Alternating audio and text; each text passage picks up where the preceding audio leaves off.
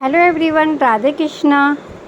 नवरात्रों में हम अष्टमी और नवमी के दिन किस प्रकार से अपने घर में कर सकते हैं स्वयं से हवन। तो गाइस आप लोगों के साथ आज मैं शेयर करूंगी अपना ये वीडियो।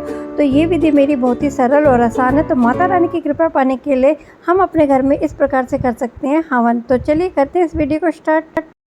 के घर में हवन करने से सारी नेगेटिव एनर्जी बाहर जाती है और पॉजिटिव एनर्जी घर में आती है। तो गाइज इसका जो धुआं होता है वो घर में पॉजिटिव एनर्जी फैलाता है। तो चलिए मैं दिखाती हूँ कि हवन सामग्री में हमें क्या क्या वस्तुएं चाहिए। तो ये बहुत ही कम वस्तु के साथ हम अपनी ये पूजा हवन करेंगे। और यहाँ पे मेरे पास है चंदन, लाल चंदन का बुरादा। तो ये लाल चंदन का बुरादा है और ये है जौ के दाने, अक्षत, लौंग, इलायची और ये है कुछ पताशे। और माता रानी के भोग के लिए मेरे पास यहाँ पे पंचमेवा भी।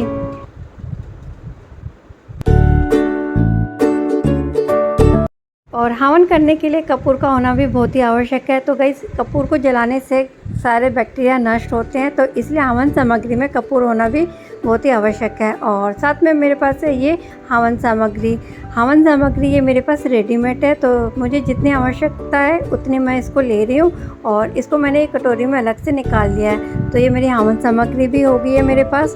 और यहाँ पे मैं आपको दिखा रही हूँ कि मेरे पास गाय का देसी घी है। तो ये पतंजलि का गाय का देसी घी है।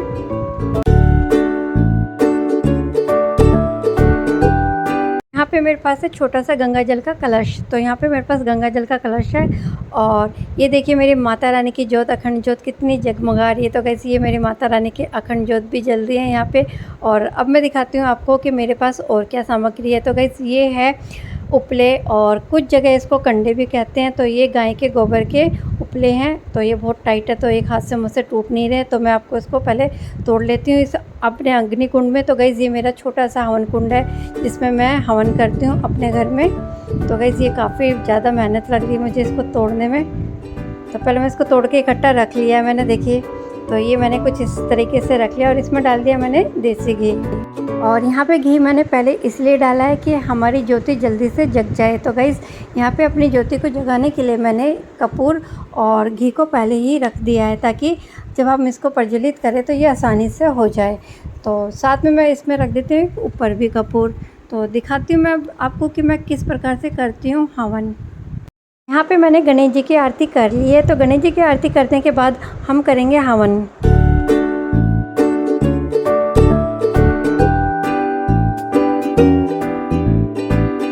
और यहाँ पे हम डालेंगे सबसे पहले अग्निकुंड में ये 2 लौंग के जोड़े। तो ये 2 लौंग के जोड़े अखंडित नहीं होने चाहिए और इनके फूल जो हैं वो भी साबुत होने चाहिए। तो गाइस ये सामने के जो फूल है ये साबुत होने चाहिए और इसको हम अग्निकुंड में डाल के स्वाहा करेंगे। और यहाँ पे है धान के दाने। तो ये कुछ दाने धान के मैं इस अग्निकुंड में डालूँगी। तो ये धान के दाने डालने का इम्पोर्टेंस यही है गाइस कि आपके घर में हमेशा अन्न और धन का भंडार हमेशा भर के रखें माता रानी, इसलिए हम अग्निकुंड में ये स्वाहा कर रहे हैं।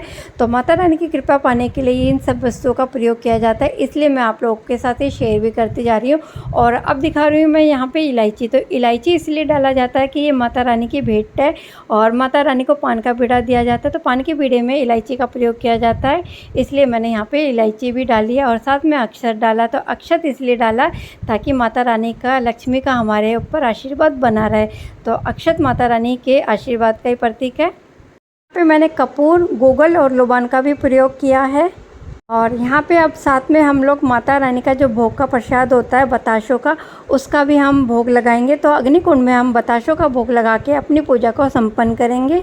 अग्निकुंड में हमने बताशों का भोग लगाया, साथ में उसके ऊपर रखे हैं 2 लौंग के जोड़े। तो ये हमारे माता रानी का अग्निकुंड का भोग का प्रसाद है।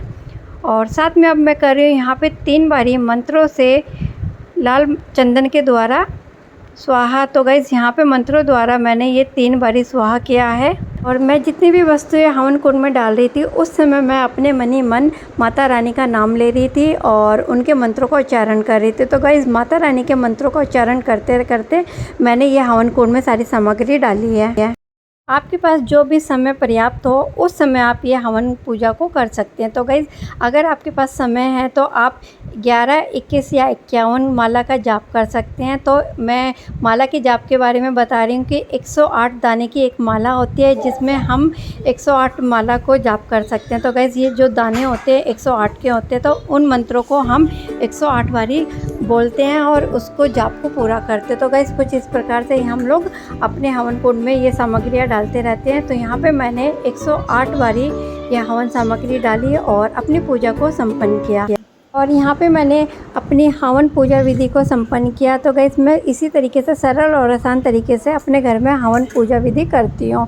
तो गाइस ये अपनी पूजा विधि को संपन्न करने के पश्चात मैं इस प्रकार से कर रही हूँ 3 बारी जल के छींटे। तो ये गंगा जल के छींटे मैं अग्नि कुंड के चारों तरफ दे रही हूँ। तो गाइस इससे हमारी माता रानी को ये भेंट स्वीकार होती है और ये हमारे अग्नि कुंड की ज्योति माता रानी तक पहुँचती है। तो ये माता रानी का आशीर्वाद हमको इसी प्रकार से मिलता है। तो गाइस ये देखिए अब मैं मंदिर में लगा रही हूँ माता रानी का भोग। तो गाइस यहाँ पे भी मैंने पताशों का भोग लगाया है, साथ में 2 लौंग के जोड़े। तो ये मेरी माता रानी का आज का भोग है और यहाँ पे मेरी पूजा होती है संपन्न। आप लोगों को मेरी हवन की विधि कैसी लगी फ्रेंड्स बताइएगा ज़रूर।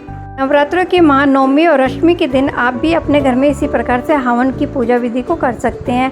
और अगर आपको मेरी ये वीडियो पसंद आ रही है तो प्लीज़ इनको लाइक ज़रूर किया कीजिए, चैनल को सब्सक्राइब करके सपोर्ट ज़रूर करिए दोस्तों मेरे। मैं आप लोगों के साथ ऐसी अच्छे वीडियो लेके आती रहूँगी। जल्दी मिलती हूँ नए वीडियो में, तब तक के लिए bye, take care, Radhe Krishna.